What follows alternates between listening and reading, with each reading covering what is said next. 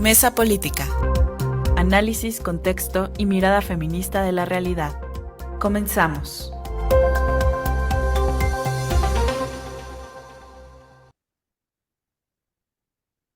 Muy buenos días, les doy la más cordial bienvenida a la Mesa Política, una mirada feminista para avanzar en la igualdad.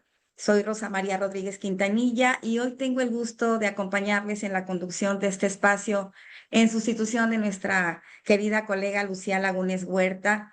Muchas gracias por permitirnos entrar hasta sus hogares, sus oficinas o el lugar donde hoy nos escuchan. Como cada lunes, en este espacio analizaremos los temas que marcan la agenda nacional desde una perspectiva feminista, de derechos humanos y de igualdad sustantiva. Para ello, primero quiero saludar con mucho gusto a nuestras analistas, Imelda Marrufo Nava, Marta Tagle Martínez y Angélica de la Peña. Muchas gracias por acompañarnos esta mañana. A nuestro auditorio les recordamos que pueden comunicarse con nosotras al teléfono en cabina, es el 55 35 08 47 61. También pueden seguirnos en nuestras redes sociales, nos encuentran en X y Facebook como CIMAC Noticias. También pueden participar utilizando los hashtags CIMAC Radio y Periodismo Feminista. Les recordamos además que este programa se retransmite todos los jueves a las 11 de la mañana por Nesa Radio 97.3 FM y también de manera simultánea por Radio Monarca 106.7 FM en Contepec, Michoacán, y Radio Joco 106.9 FM en Jocotitlán, Estado de México. Hoy en Mesa Política abordaremos tres temas que han abierto debates importantes en el ámbito educativo, tecnológico y social. Primero, analizaremos la controversia en torno al examen de ingreso a la Universidad Nacional Autónoma de México. En un segundo bloque hablaremos de la iniciativa presidencial para los foros nacionales para regular la inteligencia artificial, las plataformas digitales, así como el acceso a celulares para la infancia y la adolescencia en México. Y finalmente, abordaremos el fallecimiento de un profesor de educación media superior en una escuela de la Ciudad de México después de haber sido denunciado por un presunto acoso sexual. A primera vista, quizá se vea como que estos temas podrían ser, parecer asuntos completamente distintos, el acceso a la educación superior, la regulación al entorno digital y la respuesta de las instituciones educativas ante una denuncia de presunto acoso sexual. Sin embargo, todos están atravesados por una misma pregunta. ¿Cómo deben responder nuestras instituciones a los desafíos de una sociedad que cambia aceleradamente sin dejar de garantizar la igualdad, la justicia, el debido proceso y los derechos humanos? Con esa perspectiva, hoy iniciamos esta conversación en Mesa Política, una mirada feminista para avanzar en la igualdad. De entrada, nuestro primer tema, quiero hacer una breve contextualización. El examen de ingreso a la Universidad Nacional Autónoma de México es uno de los procesos de admisión más importantes y competitivos del país. Este 2026, más de 158,000 aspirantes participaron en la convocatoria de licenciatura que por primera vez se realizó completamente en línea. Sin embargo, el proceso ha estado marcado por la controversia tras detectarse resultados atípicos y posibles irregularidades, lo que ha llevado a la UNAM a revisar este proceso de admisión e incluso solicitar una nueva evaluación presencial para algunos aspirantes con puntajes inusualmente altos, digamos. Esta situación, como ya lo sabemos, ha abierto un debate sobre la equidad, sobre, digamos, la transparencia y los retos que enfrenta la educación superior en esta era digital. Eh, para entrar de lleno ya con este análisis en esta mesa política, es importante destacar que la educación ha sido históricamente, digamos, uno de los principales instrumentos para reducir las desigualdades sociales. Por eso, Imelda, quisiera preguntarte, ¿esta nueva modalidad de exámenes en línea viene a profundizar las desigualdades? Esta polémica del examen es solamente el síntoma de un problema mucho más profundo. ¿Qué nos puedes comentar?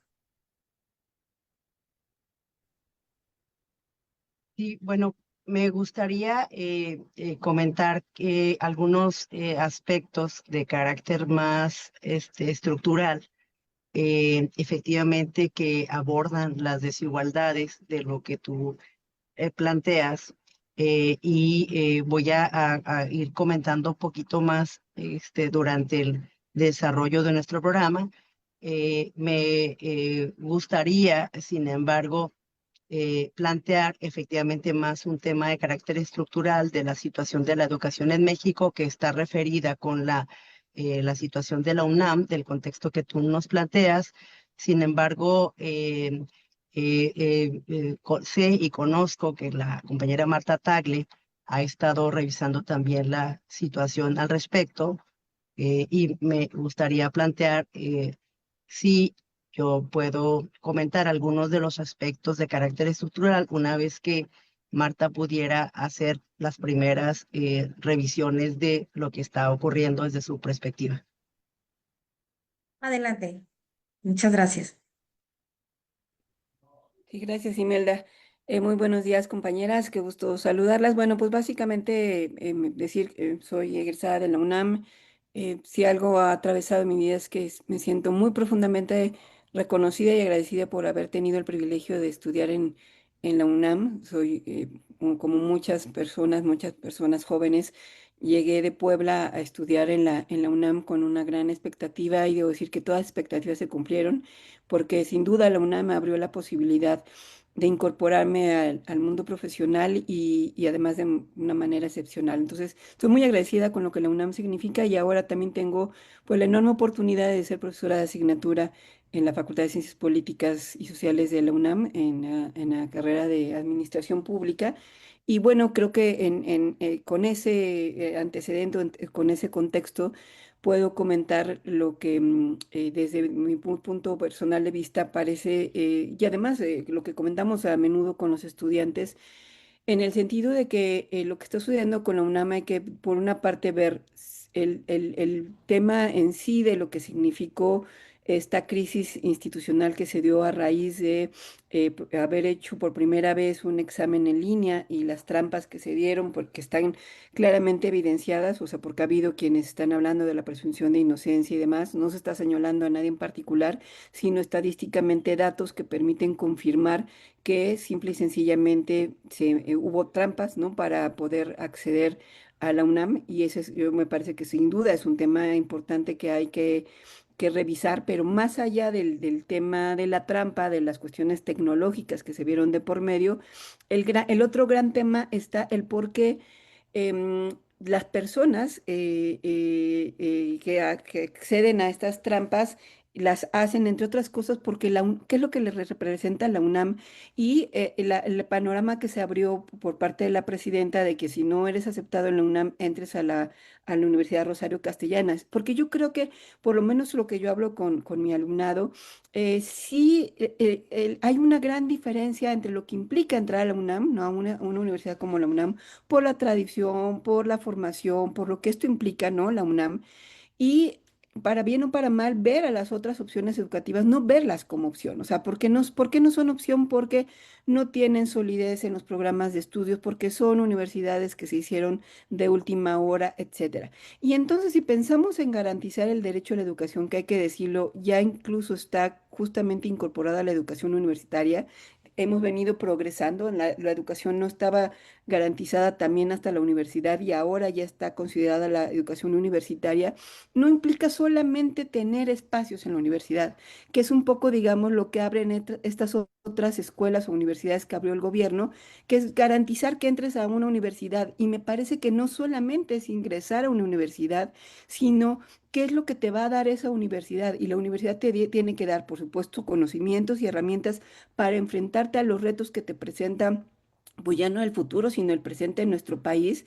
Y la UNAM sigue representando eso a pesar de que tiene todavía muchas cosas que modificar, y las otras opciones no están representando eso. O sea, no te están realmente representando la posibilidad de salir con una formación que te permita ir a competir en lo que está sucediendo afuera. Entonces, garantizar el derecho a la educación universitaria no solamente implica que nos quedemos con la discusión de si hay espacios suficientes o no espacios suficientes en la universidad, en las universidades que hay, sino qué tipo de educación estamos generando. E incluso si realmente todos requerimos educación universitaria o no, también necesitamos abundar más en otro tipo de modelos educativos como tecnológicos, por el tipo de necesidades que tenemos frente a los retos que está teniendo nuestro país y el tipo de profesionistas que se requieren. Y me parece que, aunado a esta discusión que se ha abierto con respecto a la trampa o no trampa de la UNAM, nos tenemos que poner sobre la mesa la discusión de qué es lo que necesitamos a nivel profesionista y si las opciones educativas con las que contamos hoy en día realmente ofrecen esas posibilidades para ahora sí tener la oferta y la demanda satisfecha, o simple y sencillamente eso no está sucediendo. Es decir, este caso pone al descubierto un problema estructural del sistema de educación superior en México, donde no solo la demanda supera la oferta educativa, sino que además exhibe la falta de calidad en la formación de muchas de las otras opciones que existen en el país, ¿verdad? Quisiera escuchar, no sé si Imelda ya esté lista o para responder qué desigualdades podrían profundizarse ahora cuando el acceso a la universidad depende también de tener computadora, una internet estable, habilidades digitales que no todas las personas poseen o que incluso en el resto en el interior de la República, en los estados del interior de la República, también están en ciertas desventajas quienes pudieran aspirar a una educación superior de la calidad que se ofrece en universidades como la UNAM. No sé si Sí, quisieras comentarnos algo al respecto, Imelda. sí, me parece importante, pues, es que el escuchar a Marta justo por la experiencia que ella nos plantea desde su paso por la UNAM, pero también la valoración que acaba de hacer a partir de ser docente, ¿no? En esta universidad, yo quiero plantear que aportar que desde mi punto de vista, efectivamente, no se trata de un tema como a veces se ha dicho en los medios de comunicación, ¿no? De un tema de la trampa, pues, de los estudiantes, sino más bien plantear efectivamente la situación en la que se ha venido dando en este país, sobre todo desde el 2015 a la fecha, pasando, digamos, por 2017 al 2025 de disminución del dinero, ¿no? Del presupuesto para la educación y sobre todo para la educación superior. Y esto también puede explicar que, si bien es cierto, ha habido algunos pequeños aumentos, estos para nada van en la proporción con el ritmo de crecimiento de la matrícula en la misma universidad. De hecho, la UNAM es una de las universidades en las que mayor solicitud de ingreso hay en nuestro continente, más que, por ejemplo, universidades tan grandes o conocidas como la de Brasil o la UCLA famosa de Estados Unidos. Entonces, esto me parece que es un dato importantísimo, el hecho de esta disminución presupuestal, incluyendo, por supuesto, como lo dije, en esta administración desde el sexenio de López Obrador, Claudia Sheinbaum, aunque ya venía un decrecimiento del presupuesto en los últimos años de Enrique Peña Nieto. Entonces quiero plantear ese primer tema. No se trata, digamos, de un tema del mérito de cuáles estudiantes tengan o no mayor inteligencia o ni siquiera conocimiento. El examen de la UNAM, desde el planteamiento que yo hago y que coinciden con otras más personas que lo han revisado, pues es que se trata más que nada de organizar y ordenar dentro de los pocos lugares, ¿no?, que hay o que se da para este tipo de solicitudes, quienes pueden entrar a esta universidad tan prestigiosa como lo señala Marta. Y en ese sentido yo planteo ese tema, que lo que origina finalmente esta situación tiene que ver con el ámbito del presupuesto, un tema, por eso decía yo, de carácter estructural. Por otro tema también el hecho de que tanto no se ha hecho cargo suficiente el gobierno federal a través de la Secretaría de Educación Pública, como las entidades federativas que en el país, en otros universidades, por supuesto, no han invertido los recursos que están obligados a hacer. Por tanto, se acrecenta más el hecho de las necesidades, pues, y de la solicitud de poderlo hacerla en la UNAM, que termina siendo más económica que otro tipo de universidades. Entonces, yo quisiera plantearlo desde ese tema. Básicamente plantear cuál sería el enfoque de lo que atraviesa desde mi punto de vista, y a reserva, digamos, de continuar con otros elementos que pueden ser interesantes profundizar. Sí, porque aquí sería importante también pensar quiénes quedan más expuestas ante una circunstancia como esta, ante estos problemas estructurales que sigue presentando la educación superior en nuestro país. O sea, que las mujeres, las jóvenes indígenas, las estudiantes rurales, es un tema que es bastante complejo, ¿no? Angélica, la inteligencia artificial evidentemente llegó para quedarse. ¿Las universidades deben adaptar sus mecanismos de evaluación o seguimos intentando resolver los problemas con reglas diseñadas para el mundo analógico? ¿Cuál sería aquí tu punto de vista? Yo creo que la respuesta la acaba de dar la UNAM a propósito del tema que se planteó al principio en esta reunión de hoy. Además, quiero darte la bienvenida, Rosa María.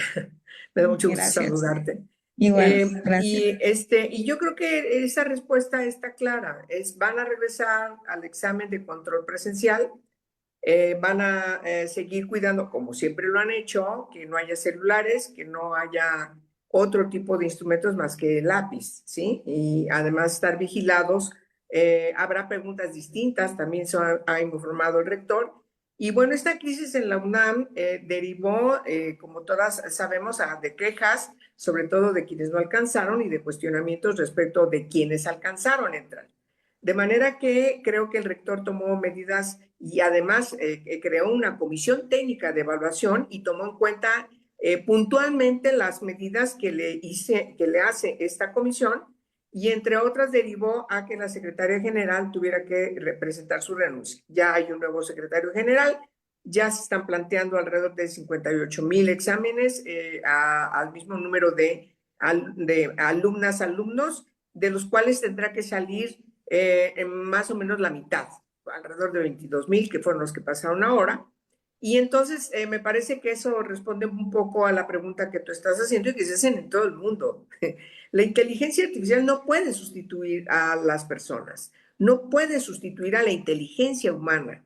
Pues es un elemento de apoyo, es un elemento de ayuda, es un elemento que te puede dar pautas por dónde empezar, pero yo no veo a un médico que tenga que operar que recurra a la inteligencia artificial para saber por dónde va a meter el bisturí o qué tipo de medicamentos tiene que dar respecto a un examen muy particular personal que haga a su paciente con nombre y apellido, ¿me entiendes? Es decir, yo creo que el debate que hay a nivel internacional respecto a la inteligencia artificial, por cierto, yo no soy docta, soy una ignorante, y también, pero sí puedo decir es que apenas está empezando, ¿sí? Nos va a llevar a tener grandes discusiones, a leer y releer los debates, escuchar los debates que hay. Por lo pronto, sí hay medidas en respecto a que desde el celular o desde la laptop no se utilicen dentro de las escuelas, dentro de los salones de clases en ya muchos países. ¿Por qué? Porque se está sustituyendo a la reflexión que tiene que tener el cerebro y a la lucidez que tiene que dar el aprendizaje, que no lo puedes dar, no lo puedes obtener a partir de que le das clic a una laptop para saber que te venga toda la gran cantidad de texto que te mandan. insisto, es una ayuda, pero no puede ser de ninguna manera sustituido por la mente humana. Nunca. Somos lo que somos en la humanidad precisamente por la mente humana, no por las máquinas. Las máquinas las inventamos nosotros, dependen de nosotros. Nunca pueden sustituir de ninguna manera a la persona, a la mente humana. Yo creo que esa sería mi conclusión rápida y contundente, y esperemos en el caso de la UNAM que esto sirva para que pues no estén inventando cosas que efectivamente entre ellos deberían estar discutiendo, ellas y ellos, porque se supone que ahí están quienes mejores tienen aprendizajes universales, que es la universidad, y además estamos hablando de la UNAM. Entonces, están regresando a lo anterior, me parece que están haciendo lo correcto porque están resolviendo un grave problema que se ventiló y que cuestionó la forma como se estaba intentando evolucionar con estas nuevas formas para decidir quiénes tendrían que estar en la UNAM y quiénes no. Yo creo que el examen de control presencial que se acaba de decidir, pues responde muchísimo a tu pregunta. Muy bien. Marta, tú planteas que hace un momento que el problema de fondo no son las trampas, sino un déficit estructural de inversión en educación superior. Podríamos decir entonces que las trampas son el síntoma de de un sistema que ya era insuficiente digamos, responder a la demanda. A mí me gustaría escucharlas a las tres, o sea, ¿qué cambiarían para garantizar estos procesos transparentes, seguros y al mismo tiempo incluyentes para todas y para todos? Sí, y yo quisiera poner un ejemplo que le escuché a Eduardo Bojorquez de Transparencia Mexicana, que aplica para el tema de transparencia, pero creo que nos sirve para entender esta pregunta que hace Rosa María, en el sentido de que lo que él decía, a ver, un mexicano se salta la línea, la fila por ejemplo, para entrar al cine, se pasa el alto, ¿no? Pero ese mismo mexicano lo llevas a Estados Unidos y allá respeta la fila, no se pasa el alto, ¿no? Que no cambia el mexicano, sigue siendo el mismo mexicano, ¿no? ¿Qué es lo que cambia? Que hay un sistema en el cual hay consecuencias. Y me parece que lo que está haciendo la UNAM con este tema, al final de cuentas, es, ¿no? Como volver a retomar el asunto y como lo dice, un examen de control y me parece necesario, pero no resuelve el problema en lo futuro, porque ya lo decía Imelda, el gran problema que estamos teniendo en la UNAM es la gran cantidad de personas que optan por la UNAM, por lo que yo decía desde un principio, lo que representa la UNAM. Y entonces hay más solicitudes de ingreso que lugares, si incluso revisar las universidades, e incluso me parece que muy poca orientación vocacional con respecto a qué opciones por las cuales puedes optar cuando terminas la preparatoria. Yo me acuerdo, ¿no? De preparatoriana con muchas dudas de sobre cómo iba o qué iba yo a estudiar, pero veo ahora a los jóvenes y están todavía más vueltos bolas, no saben exactamente qué opciones, no conocen las opciones universitarias. O a pesar de que estamos en una era de la información, no hay esas informaciones. Entonces yo creo que hay que entender el problema antes y después, volviendo al ejemplo de transparencia y con eso termino. El problema es que se dieron las trampas y no es porque justifique las trampas, están mal las trampas. El asunto es que hay un sistema hecho para que hagas trampas. ¿Y por qué hay trampas? Porque hay una necesidad para optar por realmente una educación universitaria que te garantice tener herramientas para enfrentarte a lo que te está exigiendo esta nueva realidad en el mundo y los profesionistas que se requieren. Pero incluso la UNAM está pasando por crisis de esa naturaleza. Entonces me parece que esta discusión que se ha dado a partir de estas trampas que se dieron al examen nos debe de servir para revisar qué se tiene que hacer hacia el futuro, no solamente con la UNAM, sino con el tema de la educación superior. E insisto, pensando no solamente en educación tal cual universitaria como la conocemos, licenciaturas, porque es increíble además que justo donde más se nota la inquietud de hacer trampas o el tema de hacer trampas es en esas carreras que siempre son las de moda, ¿no? Medicina, etcétera.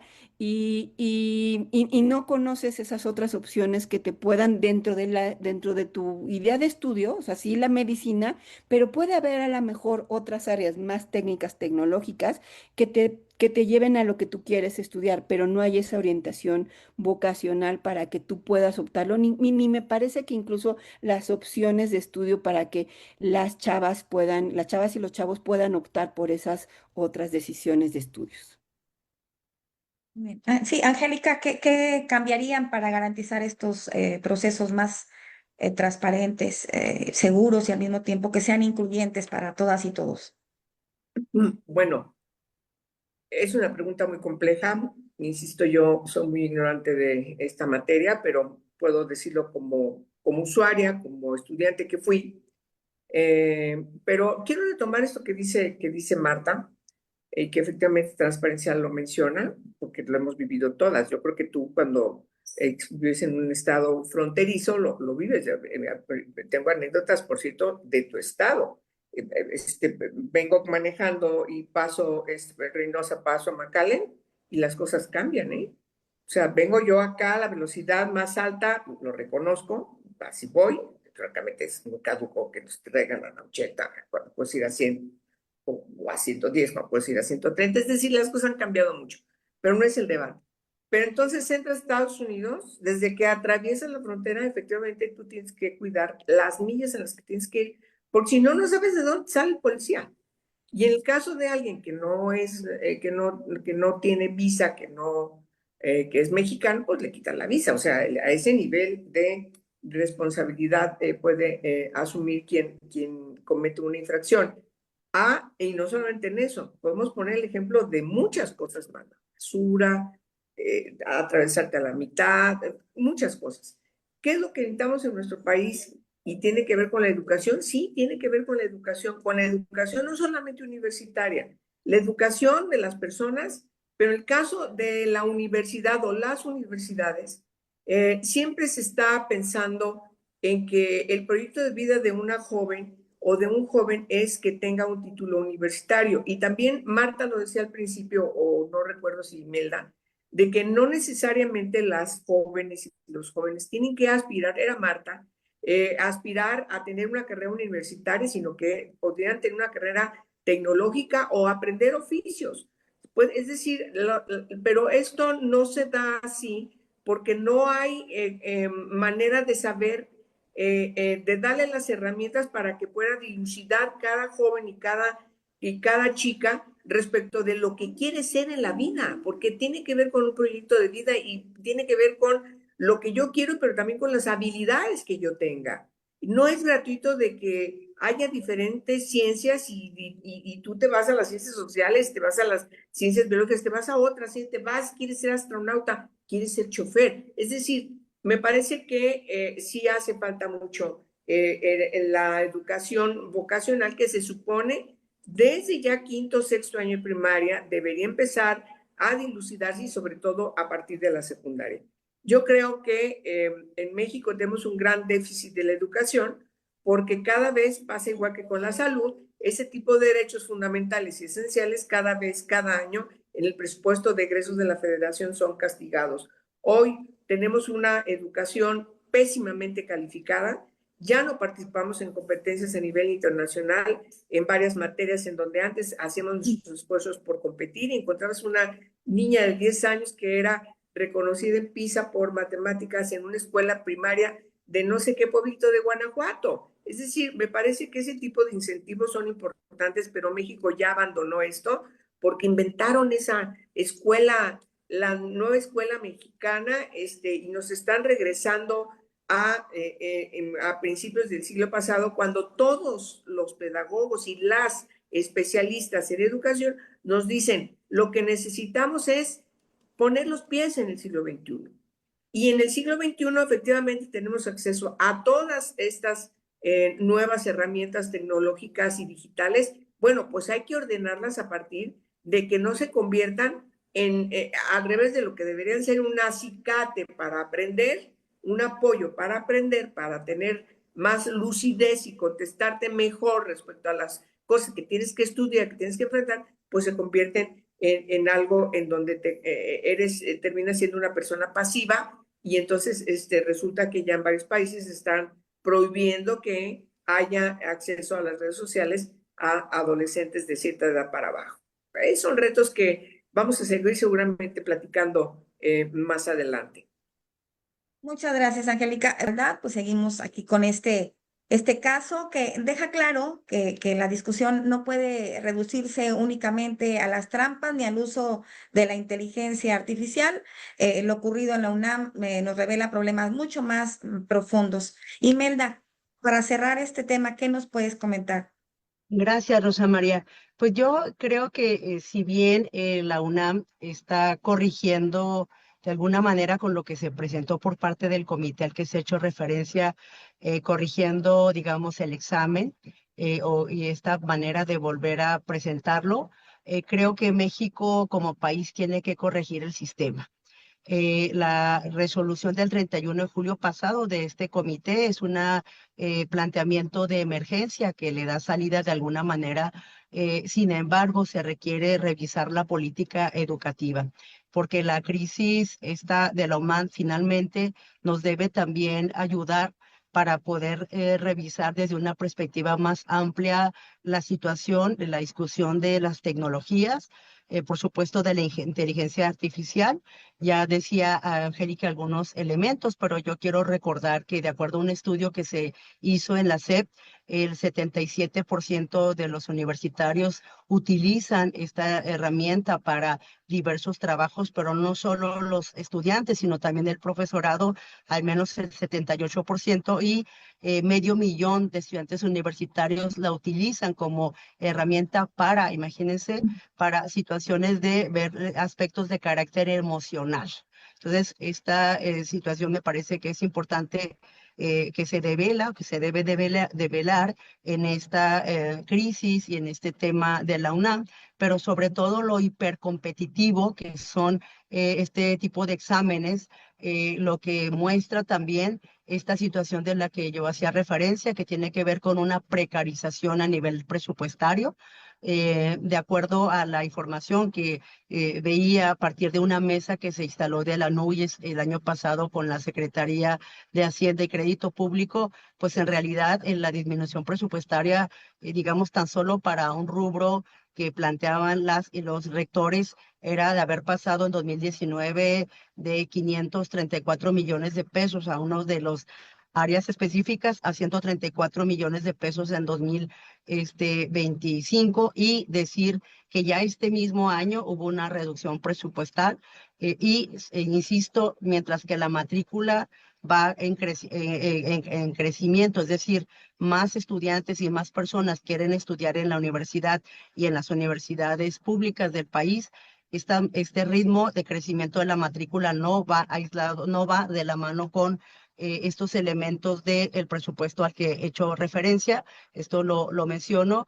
Y bueno, digamos, tú preguntabas, Rosa María, qué elementos o qué aspectos se deberían de revisar o que pensaríamos como que tendríamos que cambiar, y sin ser, digamos, también experta en esto, pero sí me parece importante que se debería de tener, digamos, por supuesto, un marco nacional respecto al uso ético de la inteligencia artificial, sobre todo para términos de evaluación y de la docencia. Sí me parece importante un plan progresivo que se tuviera que realizar para la expansión a la matrícula, que este es uno de los grandes temas. ¿Cómo es posible que de los casi 150,000, 59,000 personas que decidieron, digamos, presentar el examen para uno de los aspectos, áreas que se concursan, son cerca de 22,000, ¿no? Personas que pudieran estar inscritas? Esto nos habla de los pocos lugares, Rosa María, que hay para poder acceder a esta matrícula de la universidad. Me parece importante recordar que ya hay algunas universidades que la UNAM ha abierto, digamos, en Oaxaca, en Guanajuato, en Querétaro, y me parece que en 3 entidades federativas más. Sin embargo, habría, digamos, que descentralizarse más el nivel mismo de la UNAM, de la que Marta hacía referencia, en otras entidades federativas. Por supuesto, pensaría un plan progresivo de esta expansión a la matrícula relacionado también con una revisión hacendaria, ¿verdad? Progresiva en aumento, por supuesto, sostenida a el presupuesto. Ya señalaba que en este mismo 2026, si pensamos en el crecimiento de la matrícula, el presupuesto ha ido a la baja. Entonces, por eso planteaba yo que había un tema más, bueno, yo lo plantearía desde estos elementos que comentan mis compañeras, pero sin dejar de ver este tema más sistémico y por supuesto el tema de eliminar la discrecionalidad presupuestal interna en las universidades, Rosa María, que como hemos visto también hay irregularidades, hay fraudes y hay desfalcos también de universidades señaladas, pero digamos, esto no debe digamos, evitar o acogerse a esta situación para que se deje de cumplir con las obligaciones de las universidades, tanto en el ámbito federal como en el ámbito estatal, que me parece que este es el gran tema y un rezago y una deuda de varias universidades de cubrir lo que les corresponde en las universidades de las entidades federativas. Y yo lo menciono mucho, bueno, tú también, Rosa María, pensando también en que, digamos, no hay esta capacidad, no solo para entrar a la UNAM, Marta, Angélica, sino también para el hecho de que estudiantes puedan ingresar. Entonces, por eso hay estos cuellos de botella y finalmente que orillan a esta situación de las y los estudiantes, que me parece que aquí no se les debe de ver como los responsables, ¿no? Aunque efectivamente tampoco es que se aplaude, pero sí pensar en una situación que se ha venido generando a partir de lo que no se ha atendido desde hace años atrás. Es lo que yo pudiera concluir y resumir, Rosa María. Gracias. Muchas gracias, Imelda. La verdad es que es un tema que da para mucho, son muchos los desafíos que está enfrentando nuestro país y que este tema en realidad solo abre la punta del iceberg, ¿no? O sea, seguramente podremos seguir hablando y reflexionando en siguientes momentos sobre este tema, pero se nos agota el espacio en este tema. Vamos a continuar con la propuesta del gobierno federal para construir una legislación que regule el uso de la inteligencia artificial, los celulares y las plataformas digitales entre niñas, niños y adolescentes. Pero antes quiero agradecer a todo el auditorio que nos acompaña en esta mesa política, una mirada feminista para avanzar en la igualdad. Yo quiero recordarles nuestros teléfonos en cabina es el 55 3508 47 61. También pueden seguir la conversación a través de nuestras redes sociales. Nos encuentran en X y Facebook como CIMAC Noticias, utilizando los hashtags CIMAC Radio y Periodismo Feminista.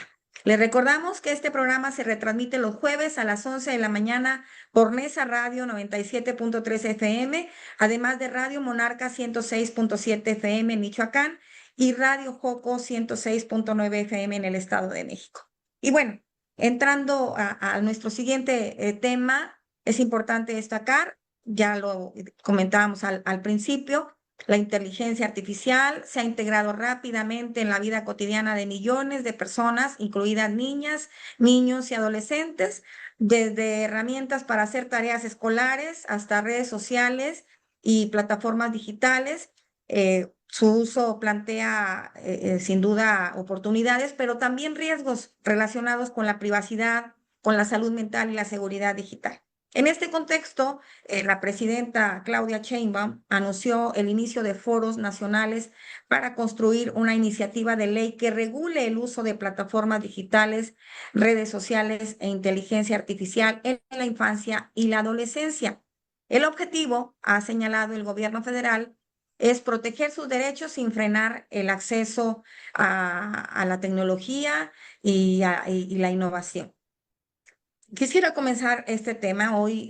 La infancia y la adolescencia sin duda está creciendo en un mundo muy distinto al que vivimos de nuestras generaciones, ¿no? El desafío para el Estado hoy parece ser no solamente es regular una tecnología que evoluciona todos los días, sino garantizar que estas niñas, que estos niños y adolescentes puedan ejercer sus derechos en un entorno digital seguro, libre de violencia y respetuoso de su desarrollo integral.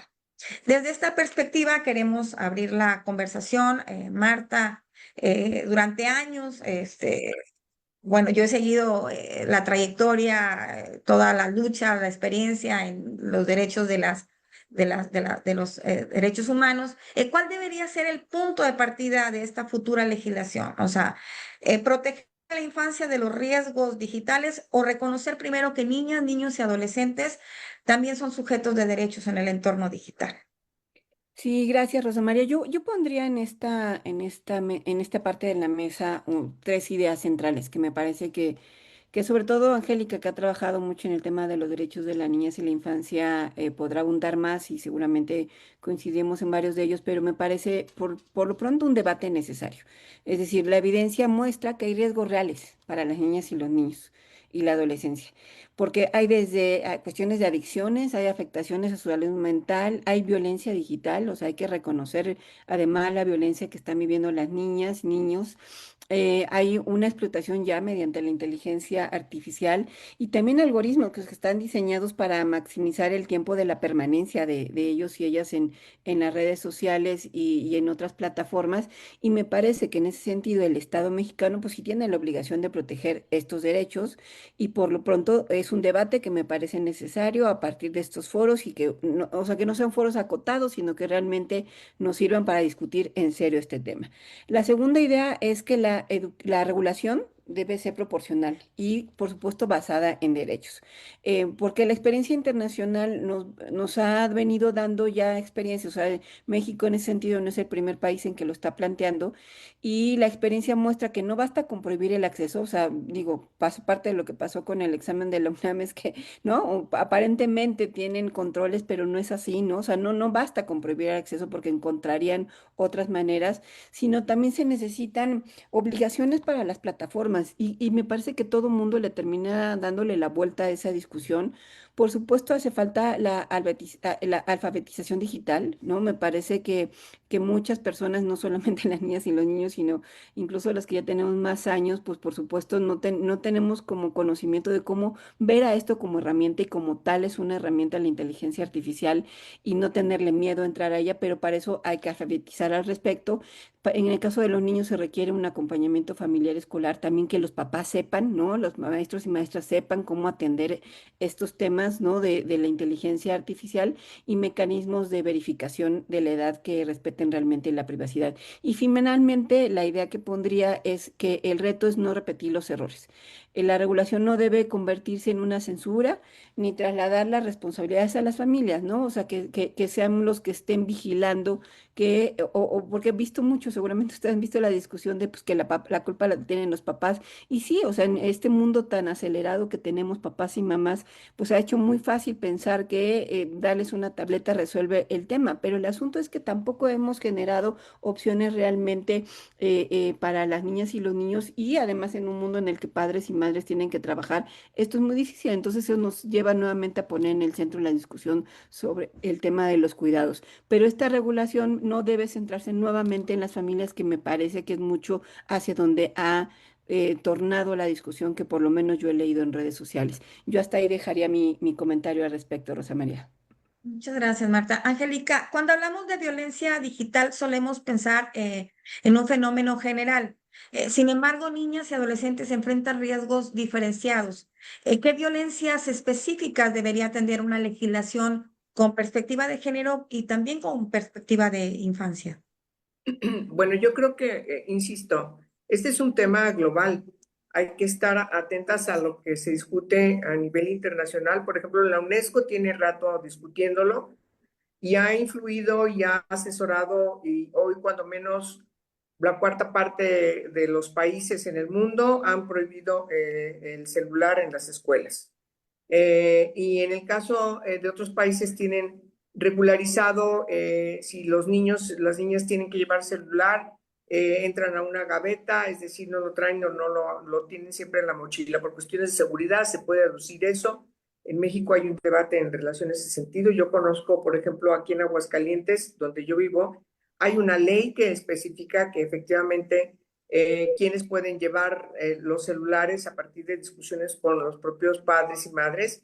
Y entonces yo supongo que en muchos estados donde hay una situación de violencia, las niñas y los niños tienen que moverse, les da mayor seguridad a sus familiares que traigan el celular, porque es más fácil localizarlos. Pero, por ejemplo, ¿dónde encuentras que tienes que tener más atención, sobre todo a partir de la secundaria y sobre todo a partir de la prepa? Pero el caso de las niñas y los niños, y particularmente en materias de matemáticas, la OECD ha investigado y ha concretado que las niñas y los niños que abusan del celular han bajado, y en los países donde no se ha prohibido, ha bajado el nivel de la comprensión de matemáticas, por ejemplo. Entonces eso es muy grave y nos refleja que no está ayudando, como muchos pensaríamos, de que va a tener mayor información, va a acceder a mayor información.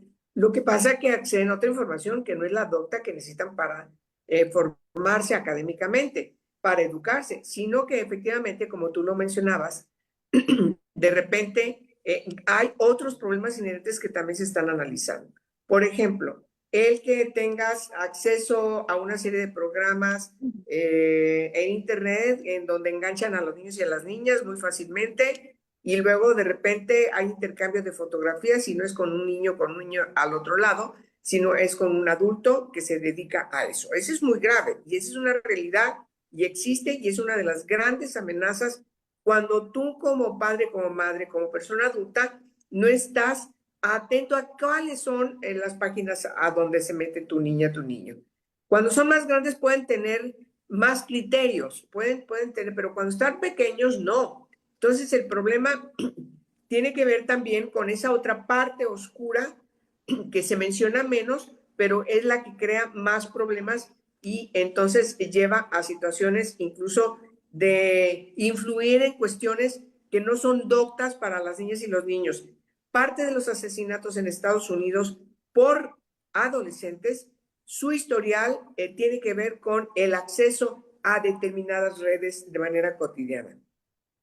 ¿Influyen? Claro que influyen, negativamente. Entonces me parece que es un tema que hoy está siendo tratado de manera mucho más relevante y con mayor preocupación, y por cierto no es concluyente todavía. ¿Qué pasa? Pues hay que prohibirlo o hay que dar la orientación a padres y madres de que estén atentos a qué es lo que ven, a qué acceden a sus hijas y sus hijos. Aún cuando sean adolescentes, incluso jóvenes, bueno, pues ya después de los 18 años de edad, ya por sí mismos tienen responsabilidad. Pero cuando están bajo la tutela de padres y madres, de tutores o custodios, pues sí tienes obligación de saber a qué página se mete tu hija, tu hijo.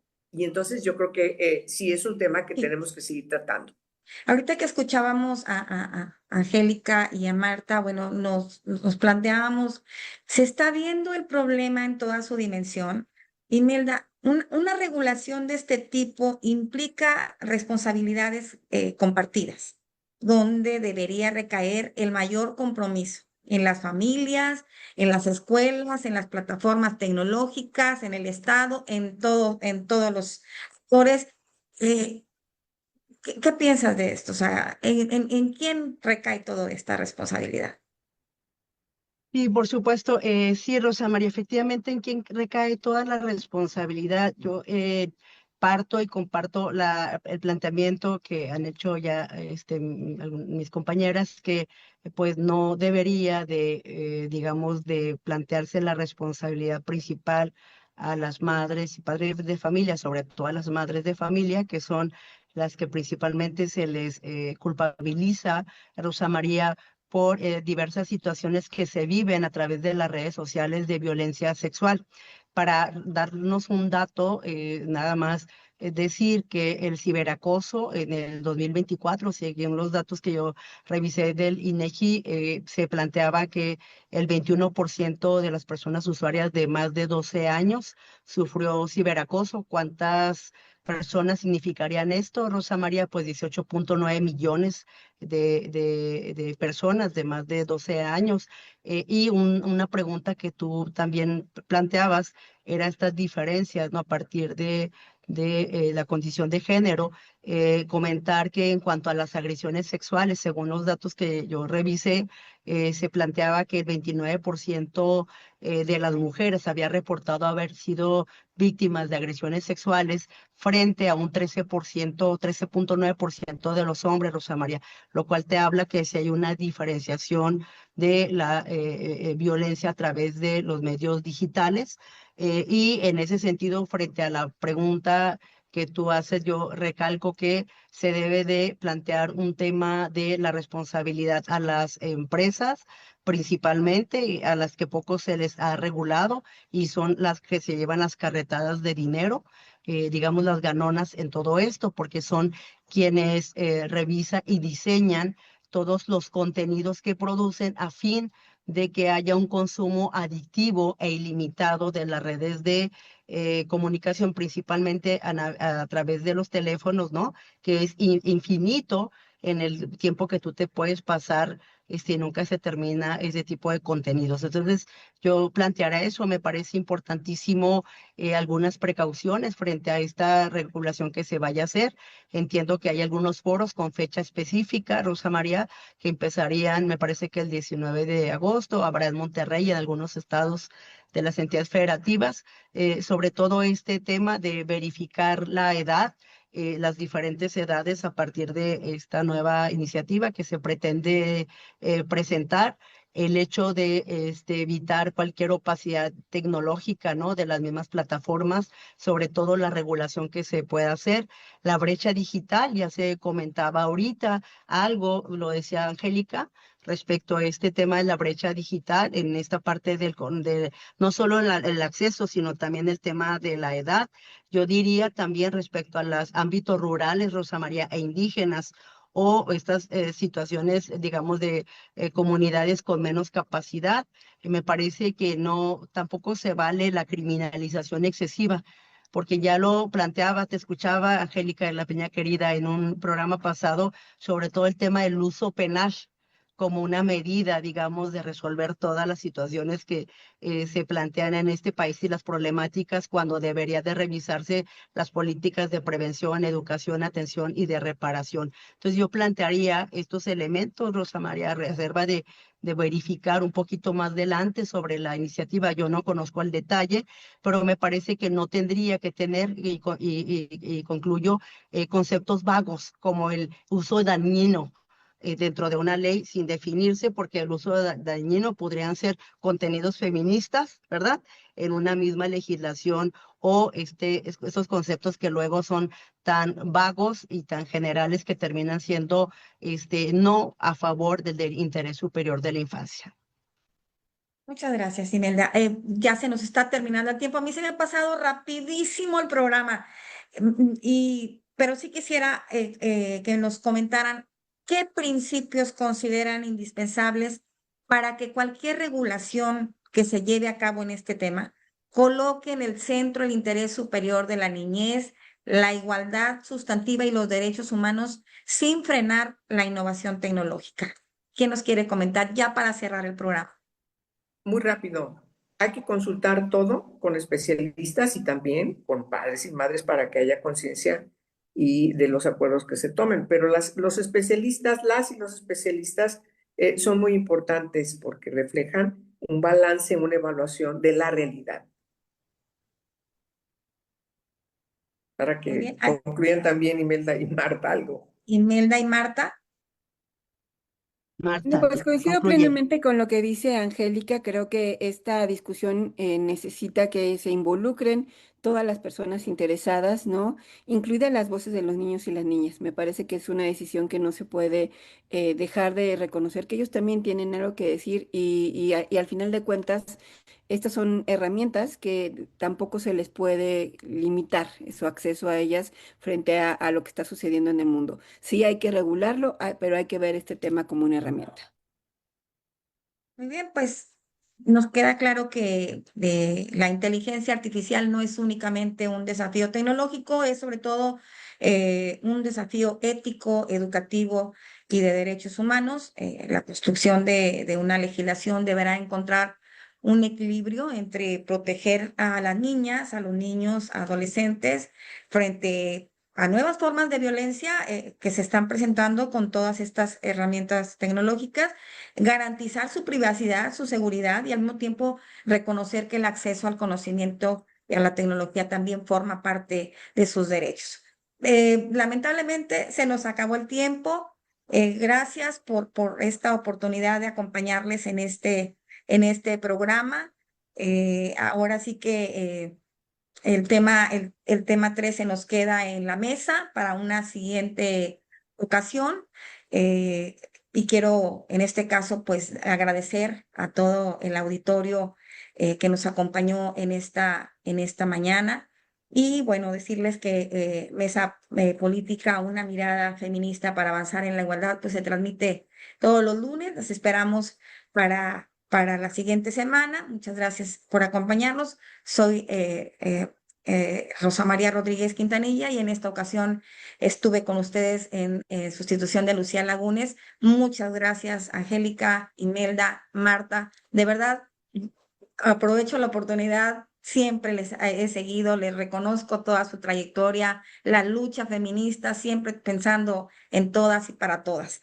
Les abrazo y gracias por esta oportunidad. Que tengan una excelente semana.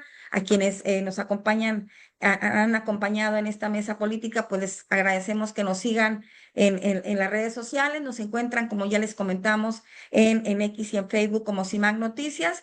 Y bueno, pues con los hashtags que pueden utilizar CIMAC Radio y Periodismo Feminista. Hasta la próxima. Gracias. A la producción, ya, no, lo más importante, Jazz, muchas gracias por esta oportunidad y por ese trabajo contigo en equipo. Esto fue Mesa Política. Gracias por escuchar. Hasta la próxima.